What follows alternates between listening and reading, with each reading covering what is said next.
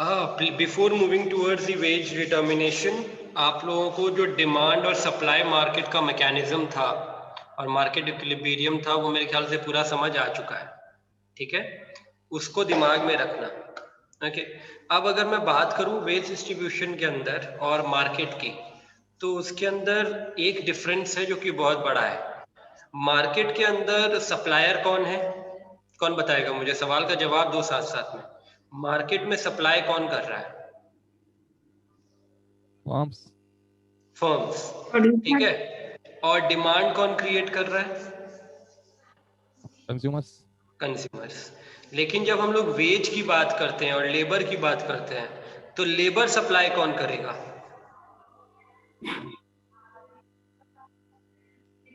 Labours भी तो consumers ही होते हैं। हाँ, तो कंज्यूमर्स ही हो गए। तो सप्लाई कौन कर रहा है लेबर को? लेबर को सप्लाई उल्टा साइड से हो रहा है। मतलब जो सप्लाई और डिमांड है वो दूसरे साइड से हो रहा है। अब डिमांड कौन क्रिएट कर रहा है? फर्म्स क्रिएट कर रहे हैं डिमांड लेबर के लिए। ठीक है, और लेबर सप्लाई कौन कर रहा है? मार्केट सप्लाई कर रही है लेबर को। इंडिविजुअल्स जो हैं, कंज्यूमर्स जो हैं, उन्हीं में से कुछ लेबर हैं जो जा रहे हैं और वो सप्लाई कर रहे हैं अपने आप को फर्म्स के लिए।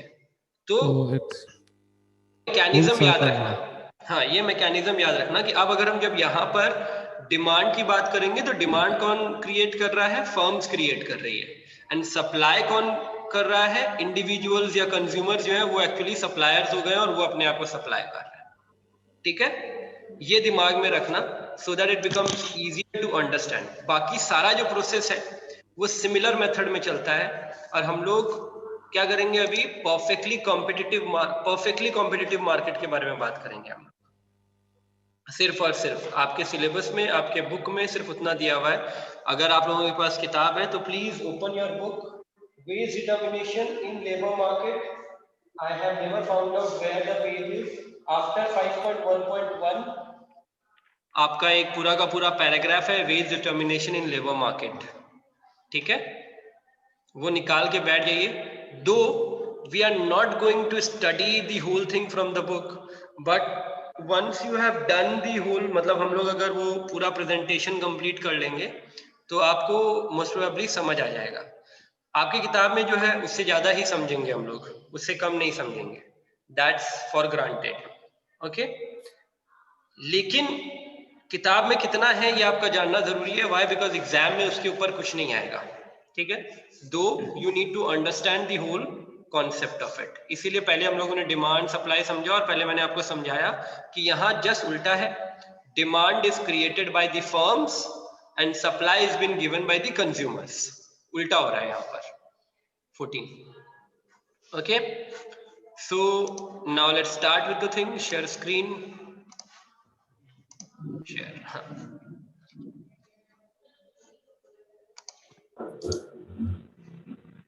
Just give me a second.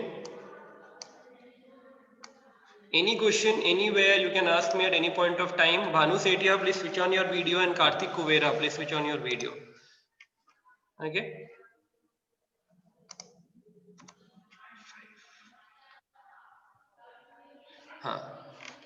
So what we are going to do is chapter 5 market equilibrium, wage determination and the allocation of labor. ठीक है, ये वाला पार्ट हम लोग करेंगे। Theory of a perfectly competitive labor market. We are going to only understand the theory of perfectly competitive market. Why not monopoly and monopolistic and all other oligopoly form of market? Because we need to start with this. 11th में आपकी यही है। Slowly but gradually जब आप आगे बढ़ोगे तो आपको इजी हो जाएगा अंडरस्टैंड करने में, अगर आपका ये समझा हुआ होगा तो। एंड बाकी आपको मोनोपोली मार्केट क्या होता है, ओलिगोपोली मार्केट क्या होता है, मोनोपोलिस्टिक मार्केट क्या होता है, वी हैव ऑलरेडी डिस्कस्ड। तो अकॉर्डिंगली अगर आप इसको सेट कर लोगे तो वैसे भी बहुत क्लियर हो जाएगा आपका कि हर मार्केट में कैसे लेबर काम करेगा। अब perfectly competitive labor markets have the following characteristics. अब perfect competition के जो हमने पढ़ा था जिसके बारे में, वो वहाँ यहाँ पर वापस एक बार आपको रिवाइज करवा दे रहा हूँ मैं। Large number of firms trying to hire an identical type of labor. Perfectly competitive market क्या था? बहुत सारे फर्म्स होंगे, बहुत सारे बायर्स होंगे, बहुत सारे सेलर्स होंगे। Am I right? यही था हाँ या ना का जवाब बीच बीच में देते रहना, so that I am assured that you people are listening. Yes or no? तो अगर लार्ज नंबर ऑफ फर्म्स हैं तो ऑब्वियसली वो जो लार्ज नंबर ऑफ फर्म्स हैं वो आइडेंटिकल टाइप ऑफ लेबर को भी खरीदना चाहेंगे, एक जैसा लेबर चाहिए उन्हें। व्हाई? बिकॉज हमने क्या पढ़ा था, perfectly competitive market is where all are producing the same thing round about. Am I right? हम लोग ने प्रोडक्ट को चेंज नहीं किया था, तो यस सर, सेम है, तो आइडेंटिकल टाइप ऑफ लेबर भी हमें चाहिए होगा। ठीक है, numerous qualified people independently offering their services. एक और जो इसका एजम्पशन है वो ये है कि अलग अलग एक जैसे क्वालिफाइड पीपल जो है वो अपने पसंद से अपनी सर्विस प्रोवाइड करने के लिए रेडी है। से फॉर इंस्टेंस अगर डॉक्टर्स है मार्केट में, और there are many government doctors and then there are many private doctors. अब अगर प्राइवेट हॉस्पिटल्स खुलती है बहुत सारी, जो कि बहुत सारी है, तो इंडिपेंडेंटली ऑफरिंग देयर सर्विसेज में बहुत सारे डॉक्टर्स आते हैं जो अपने सर्विस ऑफर करते हैं उनको कि हम अपने सर्विसेज आपको ऑफर करेंगे। आपका डिटर्मिनेशन ऑफ वेजेस, हम वेजेस की बात करें, 2 डॉक्टर्स फीस लेते हैं, क्या होगा और कैसे होगा उसके ऊपर हम लोग पूरा का पूरा जाते हैं। ठीक है, neither firms nor workers have control over the market wage. ये बात हमने परफेक्टली कंपटीशन मार्केट में पढ़ी थी कि फर्म्स ना ही सप्लाई ना ही डिमांड डिसाइड करेगी कि मार्केट में पैसा क्या होगा, ये पूरा मैकेनिज्म पे छोड़ दिया जाएगा। M I right? फर्म्स नहीं डिसाइड करेगी, पीपल नहीं डिसाइड करेंगे, मार्केट मैकेनिज्म पे। दैट मींस डिमांड, सॉरी मेरा पिछला सेंटेंस गलत था, दैट मींस डिमांड और सप्लाई डिसाइड करेगी कि क्या होना है और क्या नहीं होना है। Okay, now perfect costless information and labour mobility. एकदम कॉस्टलेस इंफॉर्मेशन होगा, मतलब कोई पैसा नहीं लगेगा इंफॉर्मेशन को लेके, और लेबर मोबिलिटी बहुत इजी होगा। अगर किसी लेबर को यहाँ से वहां शिफ्ट करना है बिकॉज उसका पैसा बढ़ रहा है या कम हो रहा है, जो भी है, तो वो बड़े आराम से शिफ्ट कर पाएगा। ये परफेक्टली कंपटीशन है लेबर मार्केट के लिए। आपको लेबर मार्केट क्यों समझाना? क्योंकि थोड़ा सा चेंजेस है, आपके थिंकिंग में चेंजेस है, अपना पर्सपेक्टिव बदलो। कि अभी हम लोग बात कर रहे हैं लेबर की, तो लेबर मार्केट कहाँ से क्रिएट हो रहा है? कंज्यूमर साइड से, not from the side of the firms. तो फर्म्स क्या हो गए? डिमांड में आ गए, वो डिमांड कर रहे हैं, और जो कंज्यूमर्स है, जहां से इंडिविजुअल्स है, वो सप्लाई करेंगे, वही सप्लायर्स है और वही सप्लाई करेंगे अभी। तो ये समझना बहुत जरूरी है, इसको कॉन्सेप्ट में दिमाग में रखना बहुत जरूरी है while we are learning this. अब हम लोग आगे बढ़ते हैं। दो individuals have backward bending labor supply curves, market supply curves are usually positively sloped over normal wage ranges। अब यहाँ पर ये जो लाइन है ये बहुत इंपॉर्टेंट है, इसको समझना बहुत जरूरी है। This line which we have just read, though individuals have backward bending labor supply curves, इसका मतलब क्या हुआ? किसी को समझ आया? Anyone? What do you mean by this? Yes, no, अगर जवाब नहीं आएगा तब तक हम आगे नहीं बढ़ेंगे। repeat the line. Though individuals have backward bending labor supply curves, what do you mean by backward bending labor supply curves? मतलब वो आगे से शुरू होके पीछे की साइड आता झुकता है। तो हाँ, उल्टा चलता है। लेकिन कैसे उल्टा चलता है? आप अपने किताब को, मैंने बोला था स्टार्टिंग में, अपने बुक खोल के रखिए। बुक खोली हुई है, पेज नंबर आई बिलीव, अगर ओल्ड बुक है तो 76, नहीं तो veg determination in labour market का जो लास्ट पैरा है, सेकंड लास्ट पैरा है, वहां पर आ जाइए। वहां पर देखिए बहुत ब्यूटीफुली एक्सप्लेन किया हुआ है। So there is a trade off between enjoying leisure and spending more hours of work to derive the labour supply curve for a single individual. अब हम सिंगल इंडिविजुअल की अगर बात करें तो let us assume at some wage rate W1 the individual supplies L1 units of labor. Now suppose the wage rises to W2. अगर veg बढ़ता है W1 से W2 की तरफ, तो इसके दो इफेक्ट होते हैं। पहला इफेक्ट क्या है? पहला इफेक्ट है कि वेज रेट बढ़ने की वजह से अपॉर्चुनिटी कॉस्ट जो है लीजर का, वो ऑब्वियसली बढ़ गया। दैट मीन्स अगर आप टाइम वेस्ट करते हो, अगर आप टाइम लीजर एक्टिविटीज में लगाते हो, तो आपका जो अपॉर्चुनिटी कॉस्ट है वो बहुत ज्यादा हो जाएगा। तो इस वजह से आप क्या ट्राई करोगे? ये ट्राई करोगे कि मैं ज्यादा टाइम वेस्ट ना करूं, मैं लीजर पे अपना टाइम ना व्यतीत करूं, मैं कमाऊं उस समय पे और ज्यादा काम करूं, बिकॉज बहुत कॉस्टली है उस टाइम को वेस्ट करना या उस टाइम पे कोई काम ना करना। ठीक है। Second, therefore the cost of leisure increases which makes leisure costlier. Therefore the individual will want to enjoy less leisure time. As a result, they will work for longer hours. अब जो second है वो है, because of the increase in wage rate to W2, the purchasing power of the individual increases. So he or she would want to spend more on leisure activities. अब दूसरा एक activity है जो इसको pull कर रहा है, एक पुश कर रहा है ऊपर की तरफ, दूसरा पुल कर रहा है नीचे की तरफ। कह रहा है कि परचेजिंग पावर जो है एक बंदे का बढ़ गया, क्योंकि वेज रेट इंक्रीज हो गया, W1 से W2 हो गया, तो उसके पास परचेजिंग पावर ज्यादा हो गई। परचेजिंग पावर ज्यादा होगी तो वो जब लीजर टाइम स्पेंड करेगा, खाली वक्त बिताएगा, तभी तो उन पैसे का यूज करेगा। M I right? तो इंडिविजुअल बेस पर एक चीज पुश कर रही है, एक चीज पुल कर रही है इंडिविजुअल मार्केट को, इंडिविजुअल कंज्यूमर को, जो कि बेसिकली लेबर बनेगा। तो फाइनल इफेक्ट क्या आता है? फाइनल इफेक्ट ये आता है कि अगर वेज रेट इंक्रीज करता है तो वो इस मैटर पे इफेक्ट, इस चीज से बेसिकली फर्क पड़ता है उसके ऊपर कि कौन सी चीज ज्यादा इफेक्ट कर रही है उसको, कौन सी चीज डोमिनेट कर रही है। अगर सपोज करो, से फॉर इंस्टेंस मैं एक परफेक्ट एग्जांपल देता हूँ, लाइफ एग्जांपल, कि सपोज करो राहुल एक जगह काम करता है, ठीक है, और राहुल का जो वेज है वो है 200 रुपीज अ डे, ठीक है, थिंक फॉर इट। और एक जगह उशान खत्री काम कर रहा है, उसका वेज जो है वो है 500 रुपीज अ डे।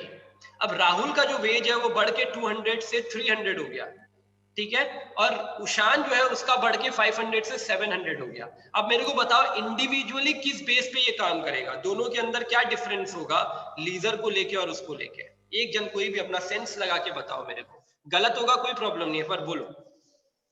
एक बार रिपीट करो मेरा थोड़ा सा, क्वेश्चन है, मेरे को आप जानना क्या चाह रहे हो, राहुल, समझ नहीं आ मैं रहा। कहना चाह रहा हूँ कि राहुल 200 रुपया में काम करता है एक जगह पर, ठीक है, ठीक इंडिविजुअली है। सोचना, उसका ठीक वेज है। रेट बढ़ के 200 से 300 हो गया, ओके। ठीक है।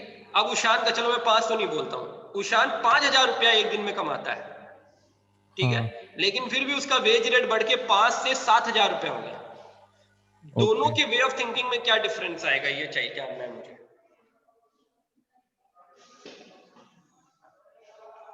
5 से 7 हजार हुआ है उशान का। और राहुल का 200 से 300 हुआ है। उशान का परसेंटेज के हिसाब से ज्यादा बड़ा है। परसेंटेज छोड़ो, आप मेरे को उसमें मत जाओ, कॉमन सेंस लगाओ कि लीजर एक्टिविटी किसकी इंप्रूव होगी और किसका काम करने का मन ज्यादा करेगा, इन दोनों में से किसका क्या होगा? उशान का ज्यादा करेगा काम करने का मन। उशान का ज्यादा करेगा काम करने का राहुल मन। का काम, हाँ बोलो बोलो। राहुल का काम, राहुल का राहुल राहुल का का काम काम करने का मन मन करेगा ज्यादा ज्यादा करेगा, काम एंड करने का। उशान का लीजर एक्टिविटी पे स्पेंड करने का मन ज्यादा करेगा।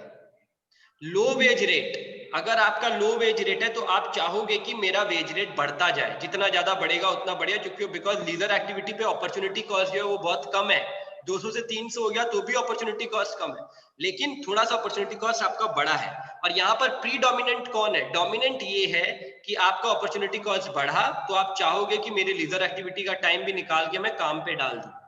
लेकिन उशान के लिए ये केस नहीं है, उशान ऑलरेडी 5,000 रुपीज कमा रहा था एवरी डे, ठीक है, उसके पास बहुत सारे पैसे हैं। अब उसका जब 5,000 से 7,000 होगा तो भी वो ये नहीं चाहेगा कि मैं बढ़ा के अपना टाइम और दे दूं उनको। उसका रीजन ये है बिकॉज उसके पास ऑलरेडी इतने रुपए थे, तो वो ये कोशिश करेगा कि मेरा यार लीजर टाइम भी तो स्पेंड करूं मैं। तो यहाँ पर वही बात हो गई, जो सेटिस्फाइड है वो लीजर टाइम को महत्व ज्यादा देगा बिकॉज उसके पास ऑलरेडी इतना इनकम आ रहा है। और जो लोग रेगुलर काम कर रहे हैं, जिनका मनी इनकम कम है, वो ज्यादा इंपॉर्टेंस इसको देंगे कि मेरा जो वेज रेट है वो कितना बढ़ रहा है, अगर यहाँ पर मुझे ज्यादा मिल रहा है तो मैं यहाँ पर और ज्यादा काम करूं सो दैट मुझे और ज्यादा मिले। समझ आई बात? इंडिविजुअल बेस पे ये होता है, लेकिन मार्केट बेस पे अगर आप पूरे मार्केट पे बात करोगे तो ऐसा नहीं होता है। मार्केट बेस पे क्या होता है, ज्यादातर लोग ऐसे होते हैं जो जब वेज रेट बढ़ता है तो वो और काम करना चाहते हैं। क्यों? क्योंकि अगर हम इंडियन मार्केट की बात करें तो ज्यादातर लोग वो हैं जिनकी इनकम कम है, बहुत ज्यादा नहीं है, वो हायर इनकम ग्रुप पीपल में नहीं आते हैं। इसीलिए मार्केट के बेस पर अगर हम बात करोगे तो जितना जितना वेज रेट बढ़ेगा उतनी सप्लाई ऑफ लेबर बढ़ेगी, ठीक है। ये जो लाइन है, दो इंडिविजुअल्स, देखो इंडिविजुअल्स लिखा हुआ है, अगर आप इंडिविजुअल बेस पे बात करोगे तो उनका बैकवर्ड बेंडिंग लेबर सप्लाई कब होता है, मतलब जस्ट उल्टा, जो हमने अपवर्ड स्लोपिंग बनाया है इसकी जगह डाउनवर्ड स्लोपिंग होगा, जो हाई रेट ऑफ पैसे पे काम कर रहे हैं, ठीक है। इसीलिए ये लाइन दिया हुआ है, तो मेरे को ये लाइन समझाना था आपको, इसलिए मैंने ये एग्जांपल दिया। अब हम आगे बढ़ते हैं। Market supply curves are usually positively sloped over normal wage ranges. यहाँ पर एक वर्ड आया है normal wage ranges. Normal wage का मतलब क्या हो गया? अगर नॉर्मल वेज की बात करोगे आप तो ही मार्केट सप्लाई कर्व्स जो है वो पॉजिटिवली स्लोप्ड होता है। और हम हमेशा अभी जब इकोनॉमिक्स में पढ़ रहे हैं तो हम लोग नॉर्मल वेज रेंजेस की बात कर रहे हैं, बिकॉज पूरा मार्केट जो है या तो लो देन नॉर्मल पे चल रहा है या नॉर्मल वेज पे चल रहा है। हाई इनकम पे अराउंड 2-3% या 5% मैक्सिमम लोग काम कर रहे हैं, उससे ज्यादा नहीं कर रहे, beat Indian market, beat American market और बीट एनी अदर मार्केट, ऐसा ही होता है सबका, लेकिन अपना अपना एक वेज रेंज है, ठीक है।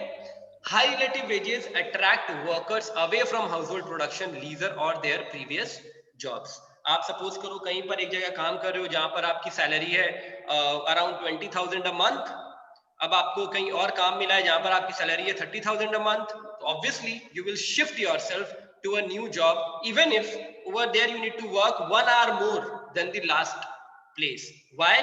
बिकॉज अगर आप रिलेटिव निकालोगे कि आपको पैसा कितना मिल रहा है, तो आपका पैसा परसेंटेज में ज्यादा ही आ रहा होगा एक जगह पर आवर वर्क के ऊपर, ठीक है।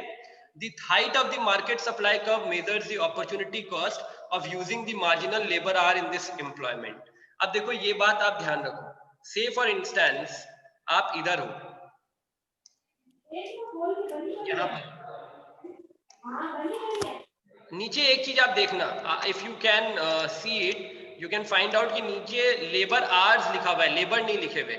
हम लोग कभी भी वेज डिटर्मिनेशन का कैलकुलेशन लेबर के बेस पे नहीं करते, लेबर आवर्स के बेस पे करते हैं, ठीक है, ये याद रखना, ठीक है। अब अगर यहाँ पर आप हो तो बेसिकली ये जो हाइट है यही हमें डिनोट करेगा कि मेरा अपॉर्चुनिटी कॉस्ट कितना है लीजर एक्टिविटी का। अगर आप यहाँ पे काम नहीं कर रहे हो तो जो आपका जो वेज रेट है, ये जो वेज रेट है, से फॉर इंस्टेंस R1, अगर ये R1 है तो R1 के ऊपर आपका अपॉर्चुनिटी कॉस्ट कितना आ रहा है, ये जो घंटा है, ये जो वेज है ये हो गया, और इतना घंटा जो आप काम नहीं करते, अगर तो जो लीजर टाइम स्पेंड करते टीवी देखने में, मैच देखने में, कुछ खेलने में, इंस्टाग्राम चलाने में, वो आपका अपॉर्चुनिटी कॉस्ट होता, ठीक है, से फॉर इंस्टेंस। और अब अगर आपका जो वेज रेट है वो यहां पहुंच गया, ठीक है, और ये आपका टाइम बढ़ गया, तो ये जो वेज रेट है ये जो बढ़ा है आपका विच इज नाउ R2, हम इसको R2 कह देते हैं, ठीक है, वेज रेट R2। अब जो R2 है, R1 में R2 में मेरे को ये बताओ कि किसका अपॉर्चुनिटी कॉस्ट ज्यादा है, R1 का कि R2 का? R2 का। R2। हाँ, तो यही बताने की कोशिश कर रहे हैं इस सेंटेंस के अंदर कि the height of the market measures the opportunity cost of using the marginal labor hour in this employment। आप जैसे जैसे हाइट बढ़ाओगे वैसे वैसे आपको पता चलेगा कि आपका अपॉर्चुनिटी कॉस्ट ऊपर जा रहा है, ठीक है। आप जितना लीजर टाइम, अगर आपका R2 लेवल पे इनकम है, आपका वेज है, तो ऑब्वियसली आपका अपॉर्चुनिटी कॉस्ट ज्यादा है पर मिनट वेस्ट करने पे, लीजर एक्टिविटी पे टाइम स्पेंड करने पे। Okay, understood everyone? I believe clear हो रहा है। अगर कहीं पे कुछ भी डाउट है यू कैन आस्क। सर ये इंडिविजुअली के हिसाब से है क्या? सब कुछ इंडिविजुअल के हिसाब से है, यहाँ पर इंडिविजुअल्स पे बात हो रही है और लेबर आवर्स में बात हो रही है, ठीक है। अब the shorter the time period the less elastic is the labour supply curve. जितना छोटा टाइम पीरियड की आप बात करोगे उतना लेस इलास्टिक होगा सप्लाई कर्व। हमने इलास्टिसिटी पढ़ी थी, अगर टाइम पीरियड लंबा होगा तभी इलास्टिसिटी बढ़ेगी। EP is equals to 1 या EP is more than 1, ये सब आएंगे। इलास्टिसिटी वाला चैप्टर एक बार खोल के पढ़ लेना, ये चीज आपके समझ आ जाएगी। ओके, नाउ हम लोग नेक्स्ट स्लाइड की ओर बढ़ते हैं। Wages and employment determination. अब हम लोग डिटरमाइन कैसे करते हैं, हमें पता चल गया कि अगेन लेबर जो है वो सप्लाई कर्व की तरह ऑपोजिट होता है डिमांड से।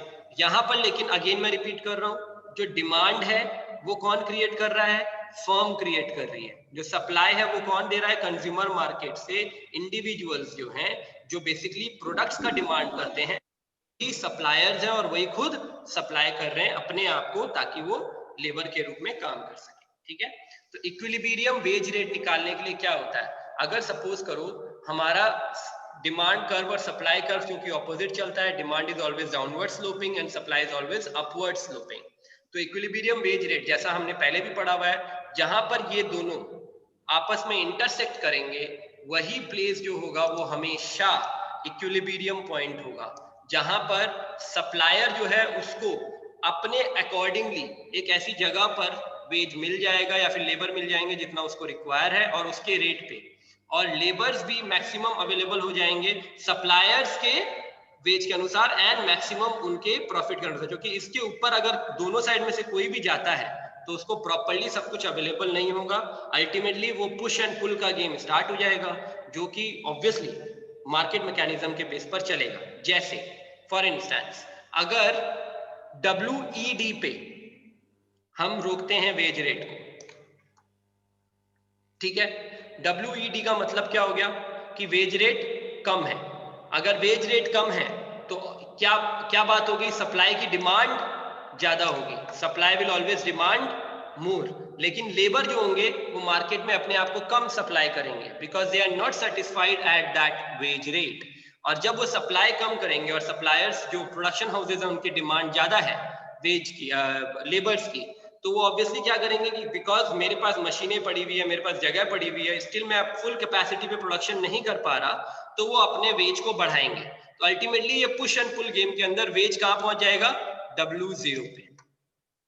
ठीक है, पहली चीज। दूसरी चीज, अगर सपोज करो WES पे सप्लाई हो रहा है, ठीक है, आपका जो वेज रेट है वो WES पे आके रुका हुआ है, तो ऑब्वियसली क्या होगा, अगेन पुश एंड पुल का गेम स्टार्ट हो जाएगा। दो वो वेज रेट इतना बढ़ा के रखे हुए हैं कि वो दे रहे हैं से फॉर इंस्टेंस, लेकिन उस वेज रेट पर प्रोडक्शन हाउसेस को प्रॉब्लम हो रही होगी, प्रोडक्शन हाउसेस जो है वो प्रॉपर्ली प्रॉफिट नहीं कमा रहे होंगे, तो ऑब्वियसली वो उसको मैनेज करने के लिए वेज रेट को डाउन करेंगे। एंड मार्केट के अंदर जो अभी हमने पढ़ा था इंडिविजुअल के बेस के ऊपर अगर हम बात करेंगे, तो अगर बहुत ज्यादा हाई इनकम होता है तो इंडिविजुअल लेबर जो है वो क्या प्रेफर करते हैं, वो हमेशा प्रेफर करते हैं कि उनको लीजर टाइम ज्यादा मिले।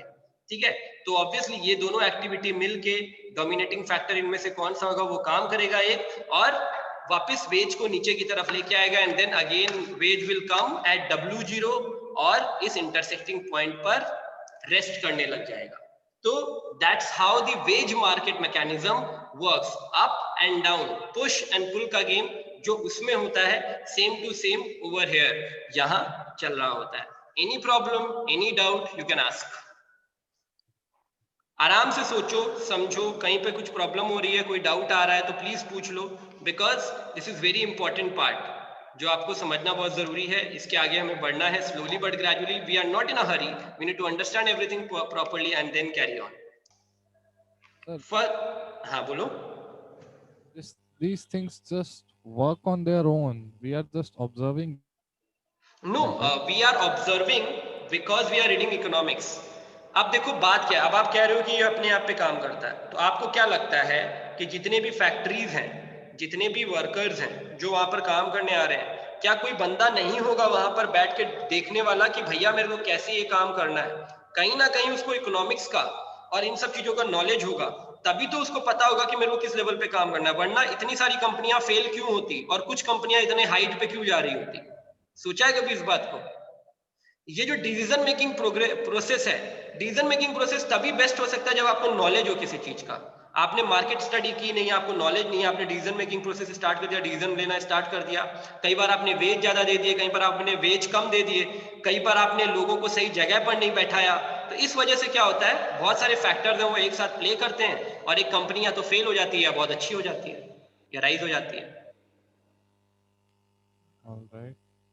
So हाँ बोलो बोलो, सवाल करो, आपके मन में है सवाल। the point of all of this is we are trying to predict and control the market. Yes, obviously And we need to predict ना, तभी तो आप इकोनॉमिस्ट बनोगे। हम इकोनॉमिक्स पढ़ते क्यों हैं? इसीलिए तो पढ़ते हैं। okay, that's all. आप इकोनॉमिक्स इसीलिए पढ़ते हैं, एक तो हमें मार्केट कैसे चलता है वो पता चले, दूसरा हमारे आसपास जितनी एक्टिविटीज हो रही है, जो बजट के डिसीजंस लिए जाते हैं गवर्नमेंट के द्वारा, जो भी आसपास में मार्केट में जो भी हो रहा होता है, किसी चीज के दाम बढ़ते हैं या कम होते हैं, तो because we have studied it we should know about it कि क्या चल रहा है। हम अज्ञानी की तरह बात ना करें, ये तो पागलपंती है, ये क्या कर रहा है, ये ऐसे बात कर रहा है, ये ऐसे उठा रहा है प्राइसेस को। Because we have read it, we somewhere down the line know कि मार्केट कैसे काम करता है। अब economics why it becomes important, Because whatsoever you do in your life, whatsoever you become in your life, ultimately you will have to review the market and then sit anywhere and then do something. Self employment में तो सबसे important है कि आपकी economics अच्छी होनी चाहिए, because अगर आपको सेल्फ एम्प्लॉयमेंट करना है, आपको अपना मार्केट क्रिएट करना है, तो बहुत सारी चीजें एक साथ काम करती है, जिसमें एक गुडविल भी आता है, दूसरा आपका मार्केट का अंडरस्टैंडिंग भी आता है कि आप मार्केट को समझ पा रहे हो कि नहीं समझ पा रहे हो, किस रेट पे आप चलाओगे मार्केट को। जैसे फॉर इंस्टेंस मैं आपको बताता हूँ, अगर आप दिल्ली में जाओगे तो दिल्ली में जो आपके जो एलपीएस है, अगर किसी एलपीएस का आपने पूरा का पूरा जो क्या बोलते बिल्डिंग देखी है, आपने इंटीरियर देखा है पूरा, तो आप किसी भी मेट्रो सिटी में चले जाओ, इसी बिल्डिंग का इसी जगह पर अगर आप स्टडी ले रहे हो, एजुकेशन ले रहे हो, तो उसका फीस 70,000 से लाख के नीचे नहीं होगा, कभी नहीं होगा। लेकिन when you are studying in Bikaner, इतनी बड़ी बिल्डिंग बनी है, तो ऑब्वियसली इस चीज को स्टडी किया गया कि इतना पैसा नहीं देने वाले लोग, हमें इसको भरना भी पड़ेगा, हमें यहाँ पे स्टूडेंट दिखाने भी पड़ेंगे, तो the amount has come between 30 to 40,000 और 25 to 40,000। रीजन बीइंग हम लोग कौन से मार्केट एरिया में है, दैट इज वेरी इंपॉर्टेंट। समझ आई? अब ये स्टडी अगर आपने नहीं की हुई और ये दिमाग नहीं चलता, तो आप बिजनेस में फेल हो जाओगे, सेल्फ एम्प्लॉयमेंट में फेल हो जाओगे, कुछ भी करोगे अपने लाइफ के अंदर, छोटा से छोटा डिसीजन लोगे तो आप इमोशनली लोगे, प्रैक्टिकली मार्केट को सोच के नहीं ले पाओगे।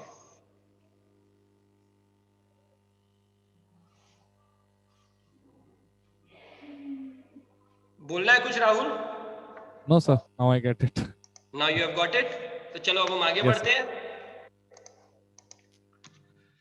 तो अब जो वेज रेट्स है ये आपको पता चल गया कैसे डिनोट होते हैं, हम लोग क्या करते हैं मार्केट के अंदर। लेबर सप्लाई डिटर्मिनेंट्स, कौन कौन से डिटर्मिनेंट्स है जो लेबर सप्लाई करते हैं, ठीक है। Other wage rates, if wages in other occupations rise और fall then labour supply will fall. अगर किसी और ऑक्यूपेशन में वेजेस बढ़ जाता है, जैसे फॉर इंस्टेंस कि आप सपोज करो किसी जगह पर काम कर रहे हो जहां पर आपको एक अराउंड 200 रुपीज या 300 रुपीज एन आवर मिल रहा है, एंड देन आप देखते हो कि एक फैक्ट्री आ गई, अचानक से खुल गई एरिया में, जो आपको 300 की जगह 400 रुपीज एन आवर दे रही है, तो लोग क्या करेंगे, वहां से शिफ्ट होकर उस फैक्ट्री में चले जाएंगे। तो एक ऑक्यूपेशन का नुकसान दूसरे ऑक्यूपेशन का फायदा है। ऑलराइट, ये हमेशा याद रखना। तो ये एक डिटर्मिनेंट है लेबर सप्लाई का। दूसरा non wage income, if non wage income rises falls and labour supply will fall और राइज। ये जो ब्रैकेट में लिखा हुआ है ये और की जगह लिखा हुआ है, ठीक है, ये ध्यान रखना। अगर राइज होता है तो उसका फॉल होगा, इसका फॉल होता है तो उसका राइज होगा।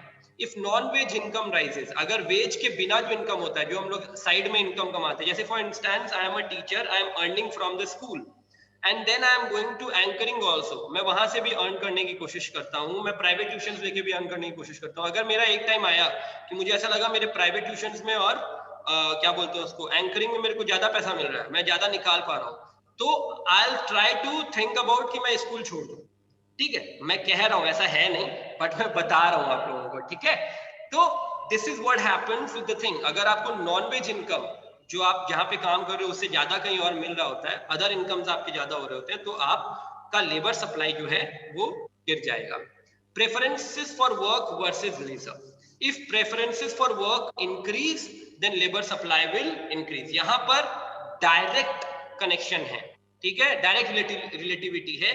अगर आपका काम करने का मन बढ़ेगा तो सप्लाई बढ़ेगी मार्केट के अंदर, अगर काम करने का मन घटेगा तो सप्लाई घटेगी। इंडिया की जो मेरे को सबसे बड़ी प्रॉब्लम लगती है, यहाँ के लोग वर्कोहॉलिक कम होते हैं। यहाँ लोग काम कम करना चाहते हैं, फाकी ज्यादा मारना चाहते हैं। फाकी मीन्स इजी टाइम स्पेंडिंग बहुत ज्यादा पसंद करते हैं कि लीजर टाइम हमें मिल जाए बहुत ज्यादा। एक दिन में लीजर आवर्स होने चाहिए, 2 से 3 घंटे बहुत होते हैं, लेकिन हम पसंद करते हैं कि हमें लीजर आवर्स ज्यादा मिले। तो इस वजह से यहाँ पर जो हम लोग अनएम्प्लॉयमेंट की बात करते हैं, कहीं ना कहीं एक रीजन, मैं ये नहीं कह रहा कि सिर्फ यही है, एक रीजन ये भी है कि we love spending free time and that's why यहाँ पर वर्क कल्चर नहीं है। जैसे बीकानेर में तो मैं स्ट्रेट फॉरवर्ड कह सकता हूँ, यहाँ पे वर्क कल्चर नहीं है। यहाँ पर अगर आपको मौका मिल जाएगा लोगों को, तो वो पूरा फ्री टाइम स्पेंड कर देंगे, पूरा दिन खाली निकाल देंगे, लेकिन कोई काम नहीं करेंगे। That's how it is. तो वर्क कल्चर जहाँ पे डेवलप होता है वहां पर एफिशिएंसी बढ़ती है। जैसे for instance why Pune, why Delhi, why any other metro city, और व्हाई से फॉर इंस्टेंस कई 2 टायर और 3 टायर सिटीज इतना डेवलप कर रहे हैं, क्योंकि वहां पर वर्क कल्चर डेवलप हो चुका है कि लोगों को काम करना पसंद है और लोगों को कमाना पसंद है। जहां पर ये चीज डेवलप हो जाएगी वहां पर एफिशिएंसी बढ़ेगी, लेबर सप्लाई बढ़ेगा, फैक्ट्रीज ज्यादा आएंगी, वर्कर्स ज्यादा होंगे, that's how it goes. Okay, चलो अब हम लोग नेक्स्ट स्लाइड की तरफ बढ़ते हैं। What does the labor supply के अंदर non-wage aspects of job? If the non-wage aspects of a job improve, then labor supply will increase. ठीक है, अगर non-wage aspects जो है job का वो obviously improve करता है तो labor supply भी। non-wage aspects मतलब क्या हो गया, वहां पे comfortability है, आराम से आपको PPF, PF ये ज्यादा मिल रहा है, तो आपका जो supply है वो भी बढ़ जाएगा, because जो कंपनी है या जो फैक्ट्री है वो आपको एक्स्ट्रा बेनिफिट्स दे रही है। ठीक है, number of qualified suppliers and increase in the number of qualified workers will increase labour supply. Qualified जो वर्कर्स हैं जो किसी भी काम के लिए क्वालिफाई करते हैं, जैसे for being a teacher you have a certain qualification, अगर वो काफी होंगे तो ऑब्वियसली सप्लायर्स बढ़ जाएंगे मार्केट के अंदर एंड कंपनीज को फायदा होगा कि उसको एक मिनिमम वेज रेट पे लोग मिल रहे होंगे। यहाँ पर बीकानेर में टीचर्स बहुत इजीली मिल जाते हैं, why, because there is no need. मतलब सीबीएसई स्कूल्स जो हैं वो भी कई सारे ऐसे हैं जो ये नहीं देखते कि डिग्री कितनी है, दो मुझे भी लगता है कि नहीं देखनी चाहिए, बट डिग्री किस लेवल पर है वो डायरेक्टली रख लेते हैं। तो देयर आर मेनी टीचर्स जो आपको मिलेंगे जो कि इंग्लिश मीडियम में पढ़ा रहे होंगे, their English is not good, they can not speak English but they are teaching in English medium school. Why, because यहाँ पर कस्टमर्स ये डिमांड ही नहीं कर रहे हैं, यहाँ के जो कंज्यूमर्स हैं वो डिमांड क्या कर रहे हैं, मेरा बच्चा मार्क्स ले आया, बस 100 में से 90 ले आया, 95 ले आया, बात हो गई हमारी, दैट्स ए डील डन, रटा दिया जाए मेरे बच्चे को बढ़िया से। रटाफिकेशन इज द प्रोसेस, तो वो तो कोई भी करा सकता है। इट्स मोर अबाउट कि मेरे बच्चे को आपने कितना डेवलप किया, उसकी पर्सनैलिटी कितनी इंप्रूव हुई, वो कितना अपने दिमाग से सोच पा रहा है, अपने आप से लिख पा रहा है। When this criteria will come in the market, demand किया जाएगा, तब क्वालिफाइड सप्लायर्स बढ़ेंगे। और देखना अगर क्वालिफाइड सप्लायर्स की डिमांड बढ़ेगी तो लोग कम हो जाएंगे। व्हाई, बिकॉज इतने ज्यादा लेवल पे टीचर्स एक्चुअली है नहीं जितने हमें दिखते हैं। Teaching is a serious profession, though we all together in India have made it a laughable profession, because हम किसी को भी टीचर बना देते हैं, we make anyone a teacher, right. We don't see कि उसके अंदर वो टीचिंग वाला बोलते ना वो एक स्पार्क है कि नहीं। टीचिंग रिक्वायर्स अ स्पार्क जो अट्रैक्ट कर सके स्टूडेंट्स को अपनी तरफ। Okay, this was just an example. अब लेबर डिमांड के डिटर्मिनेंट्स और कौन कौन से हैं, प्रोडक्ट डिमांड है, प्रोडक्टिविटी। देखो ये आपकी किताब में नहीं है, ये मैं आपको एक्स्ट्रा समझा रहा हूँ कि ये सारी चीजें लेबर डिमांड के डिटर्मिनेंट्स हैं। चेंजेस इन प्रोडक्ट डिमांड, अगर डिमांड ऑफ प्रोडक्ट इंक्रीज करेगा तो ऑब्वियसली लेबर भी इंक्रीज करेगा, डिमांड ऑफ प्रोडक्ट फॉल होगा तो लेबर भी फॉल होगा। ठीक है, and increase in productivity will increase labour demand. अगर प्रोडक्टिविटी इंक्रीज होगी किसी कंपनी की कि वो और ज्यादा प्रोड्यूस कर पा रहा है तो ऑब्वियसली डिमांड बढ़ेगा लेबर का, और अगर प्रोडक्टिविटी डिक्रीज होगी किसी कंपनी की तो लेबर का डिमांड भी फॉल होगा। ठीक है, ऐसे ही prices of other resources, gross substitutes और ग्रॉस कॉम्प्लीमेंट्स, जैसे आपने सप्लाई कर्व पढ़ा था और डिमांड का पढ़ा था, सेम टू सेम यहाँ पे काम करेगा। ग्रॉस सब्स्टिट्यूट्स जो है increase in the prices of a substitute input will increase labour demand. अगर सपोज करो सब्स्टिट्यूट प्रोडक्ट जो है उसका प्राइस इंक्रीज किया तो ऑब्वियसली उसका डिमांड गिरेगा, उस प्रोडक्ट का डिमांड गिरेगा, मतलब आप एक सब्स्टिट्यूट प्रोडक्ट हो उस प्रोडक्ट के तो आपका डिमांड बढ़ेगा, आपका डिमांड बढ़ेगा तो आप प्राइस बढ़ाओगे, प्राइस बढ़ेगा तो जो प्रोडक्शन हाउस है उसको फायदा होगा, उसको फायदा होगा तो वो इन टर्न अपने लेबर को बढ़ाएगा। लेबर कैसे बढ़ जाएगा, बिकॉज उसका प्राइस मार्केट में बढ़ गया है तो वो अपने लेबर के वेज को बढ़ा देगा, वेज को बढ़ाएगा तो ऑब्वियसली लेबर्स ज्यादा सप्लाई होंगे। तो this is how the whole market works. Okay everyone, हाँ अब एक बार चेंजेस इन लेबर डिमांड पढ़ लेते हैं। Assume that the productivity of workers rises due to computer innovations. अगर वर्कर्स की प्रोडक्टिविटी बिकॉज ऑफ प्राइस, यहाँ पे प्राइस इफेक्ट नहीं है, यहाँ पे कोई और इफेक्ट है, तो इसलिए इसको पढ़ना जरूरी है। और हमने क्या पढ़ा था, अगर प्राइस इफेक्ट नहीं होता उसके अलावा कोई और इफेक्ट होता है तो डिमांड कर्व और सप्लाई कर्व राइटवर्ड या लेफ्टवर्ड शिफ्ट करता है। एम आई राइट एवरीवन, याद है सबको, याद है सबको? Repeat the thing, please. अगर डिमांड कर्व अगर प्राइस इफेक्ट के बिना दूसरे जो इफेक्ट्स होते हैं जैसे सब्स्टिट्यूट्स का, कॉम्प्लीमेंट्स का, इनकम का, इन सब की वजह से अगर डिमांड बढ़ता है तो डिमांड या तो राइटवर्ड या लेफ्टवर्ड शिफ्ट करेगा, अपने ही लाइन पे नहीं रहेगा। ये याद है तुम सबको? Yes sir. Yes, sir. आ गया। तो यहाँ पर यही है, अज्यूम करो कि प्रोडक्टिविटी जो है वर्कर्स की बिकॉज ऑफ कंप्यूटर इनोवेशंस बढ़ गई, तो इसकी वजह से क्या होगा, डिमांड कर्व जो है वो राइटवर्ड शिफ्ट करेगा। ठीक है, this will raise the marginal product and thus shift the labor demand curve to the right, DO2 D1, ठीक है। The equilibrium wage rate will rise to W1 and equilibrium quantity will rise to Q1। तो जैसे ही ऐसा होगा तो obvious सी बात है कि वेज रेट भी बढ़ जाए, क्योंकि अब ये दूसरी जगह पर इंटरसेक्ट कर रहे हैं, तो ये जहां पर इंटरसेक्ट करेंगे वही वेज रेट होगा और वही क्वांटिटी होगी, क्वांटिटी ऑफ लेबर आवर्स। तो ये बढ़ के W0 से W1 पे आ जाएगा बिकॉज इंटरसेक्शन पॉइंट चेंज हो गया, और क्वांटिटी ऑफ लेबर आवर्स भी बढ़ जाएगा। Okay, because quantity of labour hours क्यों बढ़े? बिकॉज ऑब्वियसली प्रोडक्टिविटी बढ़ गई, कंप्यूटर के इनोवेशंस आ गए, अब वो कंप्यूटर भी हेल्प कर रहा है कहीं ना कहीं, राइट? इंप्रूव हो गई आपकी efficiency. Okay everyone? Yes sir. पर सप्लाई के अंदर चेंजेस कैसे आएगा? Assuming that the number of working age immigrants increases substantially. Working age immigrants हैं, जैसे बिहार से लोग मुंबई चले जाते हैं, बिहार से लोग यूपी चले जाते हैं, बिहार से लोग या बंगाल से लोग या यूपी से लोग राजस्थान आ जाते हैं। यहाँ पर जो लेबर फोर्स है, जो घर बन रहे हैं, कंस्ट्रक्शन हाउसेज हो रहे हैं, वहां पर देखोगे आप जनरली वो वर्कर्स हैं। तो अगर ये ज्यादा लोग आते हैं तो ऑब्वियसली वर्कर्स ज्यादा आ गए, वर्कर्स ज्यादा आ गए तो सप्लाई बढ़ गई, और सप्लाई अगर बढ़ गई तो कंस्ट्रक्शन का काम भी बढ़ गया। तो ऑब्वियसली W0 पे अगर वेज रेट था, क्योंकि सप्लाई बढ़ गई है, जितनी बहुत ज्यादा सप्लाई हो गई तो वेज रेट जो है वो नीचे आ जाएगा, राइट? आएगा कि नहीं आएगा? Yes sir. तो यही Yes, बताने की यहाँ पर कोशिश हुई है। Q0 से Q1 लेबर आवर्स भी बढ़ जाएंगे और वेजेस भी घट जाएगा। इसमें प्रोड्यूसर्स को, फर्म को, कंस्ट्रक्शन हाउसेस को बहुत फायदा होता है बिकॉज सप्लाई बहुत ज्यादा हो गई है। इंडिया में वेज रेट कम होने का सबसे बड़ा और रीजन यही कंज्यूमर है। को? कंज्यूमर को तो फायदा हो ही रहा है, प्रोडक्ट बन के जब आएगा तो कंज्यूमर को तो फायदा ही है, क्योंकि उसका अगर कम खर्चा हुआ होगा तो वो कम में बेचेगा उसको। Yes sir.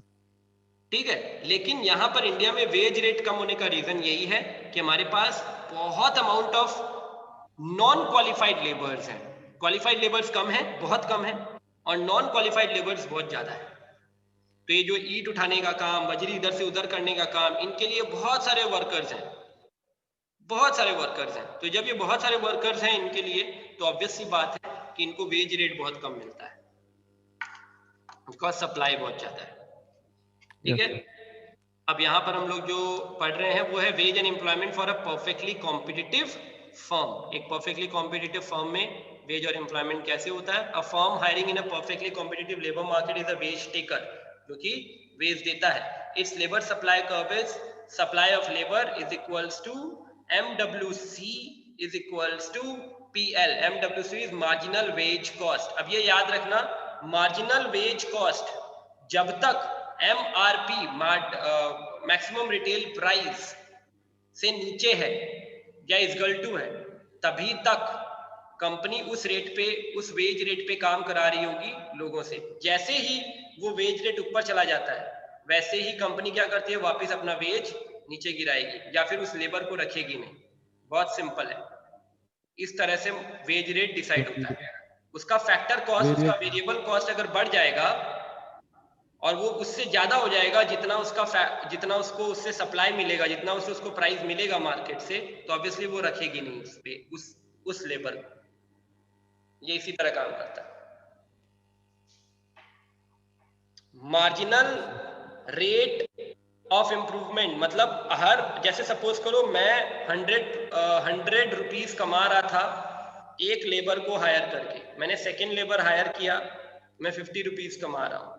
Third labour higher किया, मैं 50 रुपीज कमा रहा हूँ, 40 पे आ गया। बाय द टाइम वो 10 पे आ जाएगा, उसके बाद वो ट्राई करेगा कि मैं और लेबर ना रखूं। उसका रीजन ये है कि वो अभी तक कमा रहा था, अब हो सकता है वो लेवल पे आ जाए और फिर लॉस में चला जाए। तो अब वो मेंटेन करेगा कि ये मैक्सिमम प्लेस है जहां पर मेरा demand is equals to supply वाला केस हो गया। वो जो इंटरसेक्शन पॉइंट होता है वो वही होता है। इसके बाद मैं लोगों को नहीं रख सकता, अगर मैं रखूंगा तो मेरा लॉस है, फायदा नहीं है। हाँ बोलो सर, उसका प्रॉफिट डिक्रीज हो रहा है तो वो एक ही लेबर भी क्यों बढ़ाएगा? वो 100 प्रॉफिट पे नहीं रहना चाहेगा? नहीं ना, क्योंकि अगर वो 100 प्रॉफिट पे रहता तो उसकी क्वांटिटी तो नहीं बढ़ रही ना। वो जितनी क्वांटिटी बढ़ाता है उतना प्रॉफिट इंक्रीज होता जाता है ना धीरे धीरे। आप सपोज करो एक लेबर पर एक ही प्रोडक्ट बना पा रहे हो और एक ही बेच पा रहे हो, आपने 2 रखे और आप 3 बना पा रहे हो और 3 बेच पा रहे हो, तो फायदा किसमें है? फायदा 2 रखने पॉसिबली में है 3 वाले में होना चाहिए। ऑब्वियसली, तभी तो वो बढ़ाता जाता है, वो उस लेवल तक बढ़ाता है जहां तक उसको फायदा दिख रहा है और उसका मार्केट में नाम हो रहा है कि हाँ इतनी सप्लाई कर रहा है वो। अच्छा, ठीक है, तो देखो इसका सेकेंड पॉइंट यही लिखा हुआ है, a firm will hire another worker if the additional revenue the worker generates, that is marginal revenue product, is greater than the cost of hiring an additional worker, that is marginal wage cost. वो जितना product generate कर रहा है वो जब तक positive में है और वो ग्रेटर है कॉस्ट से ज्यादा है तभी तक वो एडिशनल वर्कर रखेगा। मतलब MRP marginal revenue product should be greater than marginal wage cost, वो तभी तक एडिशनल वर्कर रखता जाएगा और जहां पर ये इक्वल हो जाएंगे उसके बाद ये रखना बंद कर देगा, ये उसका इंटरसेक्शन पॉइंट आ जाएगा। ठीक है, यस सर, हो गया। चलो, allocative efficiency, an efficient allocation of labor is obtained when society gets the largest possible amount of output from a given amount of labor. हम efficient allocation of labor कब मानते हैं? जब सोसाइटी को largest amount of product मिलता है with the given amount of labour. एक labour का जो हाईएस्ट पॉइंट है और जो हाईएस्ट पॉइंट है सोसाइटी को उस प्रोडक्ट का लेने का आफ्टर कि उनको सबसे मतलब एक बढ़िया रेट मिल रहा हो सोसाइटी को उस प्रोडक्ट को खरीदने में, और जो कंपनी है उसको भी एक मिनिमल प्रॉफिट हो रहा हो, नॉर्मल प्रॉफिट हो रहा है वो उसको प्रोडक्ट को बेचने में, वो वहां पर उसको हम कहते हैं efficient allocation of labour. Efficient allocation requires the VMP, value of marginal product, variable marginal product of labour for each product be equal to the price of labour. जो वेरिएबल मार्जिनल प्रोडक्ट है वो जो price of labour है each product के ऊपर वो बराबर हो कम से कम, तभी एफिशिएंट एलोकेशन माना जाता है। इसको एफिशिएंट एलोकेशन क्यों कहेंगे? क्योंकि ना ही यहाँ पर फर्म को सुपर नॉर्मल प्रॉफिट हो रहा है, ना ही यहाँ पर सप्लायर्स जो सप्लाई करे जो कंज्यूमर्स है उनको कोई लॉस हो रहा है। ये वो ऐसी जगह है जहाँ पर फर्म को नॉर्मल प्रॉफिट भी हो रहा है, वेज भी अच्छा जा रहा है लोगों के पास, और जो सप्लाई है वो भी अच्छे से हो रही है, कंज्यूमर को भी एक प्रॉपर रेट में सामान मिल रहा है, इसीलिए उसको हम कहेंगे एफिशिएंट एलोकेशन। ठीक है, perfect competition in the product and labour markets creates allocative efficiency. अगर परफेक्ट कंपटीशन है मार्केट में तो हमेशा एलोकेटिव एफिशिएंसी क्रिएट होगी। उसका रीजन क्या है? कोई भी एंटर कर सकता है मार्केट से, कोई भी एग्जिट कर सकता है मार्केट से, बहुत सारे सेलर्स हैं और बहुत सारे बायर्स हैं। जब एक सेलर होगा तो ऑब्वियसली वो प्राइस रेट भी बढ़ाएगा, वेज रेट भी कम कर देगा, मोनोपोलिस्टिक कंपटीशन। ओलिगोपोली है, फ्यू सेलर्स हैं तो भी ये काम हो सकता है, बट एक परफेक्ट कंपटीशन सिनेरियो में ये रेयर होता है केस। व्हाई? बिकॉज आपके अलावा आपके सब्स्टिट्यूट्स बहुत सारे हैं, तो इसीलिए कहा जाता है perfect competition is a real kind of competitive market जहां पर ये चीजें होती है। और जनरली जो हम नीडफुल प्रोडक्ट्स यूज करते हैं वो परफेक्ट कंपटीशन में ही होती है। जैसे अगर आप मैगी खा रहे हो तो आपके पास टॉप रेमन भी है, आपके पास पतंजलि भी है, 3-4 चीजें और आ गई है। जब तक सिर्फ मैगी थी तब तक शायद परफेक्ट कंपटीशन नहीं था, अब बहुत सारी कंपनियां आ गई जो परफेक्ट कंपटीशन क्रिएट करती है। ठीक है एवरीवन, ये कुछ क्वेश्चंस ऑफ थॉट है, क्वेश्चंस फॉर थॉट, ये मैं आपको लिख के भेजूंगा, मतलब ये स्लाइड्स मैं आपको भेज दूंगा आज, इनको पढ़िएगा और फिर मेरे को कल जवाब दीजिएगा इनके क्वेश्चन के आंसर्स क्या होने चाहिए। ऑलराइट एवरीवन, आपको इनके जवाब देने हैं कल, ये स्लाइड्स मैं आपको आज भेज दूंगा। हाँ, सारे वीडियोस पे आ जाइए फटाफट। हिमाक्षी माथुर एंड कुसुम लता, आप लोग जो जिन लोगों ने वीडियो ऑन नहीं किया हुआ प्लीज वीडियो ऑन करिए। So understood everyone? Yes, sir.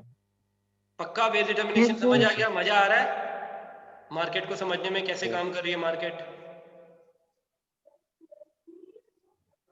Yes, sir. क्या हुआ, ऐसे खोए खोए से लग रहे हो? समझ आया कि नहीं आया? सर आ गया, बट एक रिवीजन की जरूरत है, मतलब लास्ट में थोड़ा आप एक बार रिवाइज कर लो। स्लाइड्स भेजोगे ना? आई लास्ट में डाउट टुमारो। आप लोगों को मैं स्लाइड्स, अभी क्लास ओवर हो जाए उसके 10-15 मिनट में मैं आपको भेज दूंगा स्लाइड्स। ओके एवरीवन, चलेगा? चलो then, take care, bye bye, जय श्री कृष्णा, ध्यान रखना सब लोग अपना। ओके।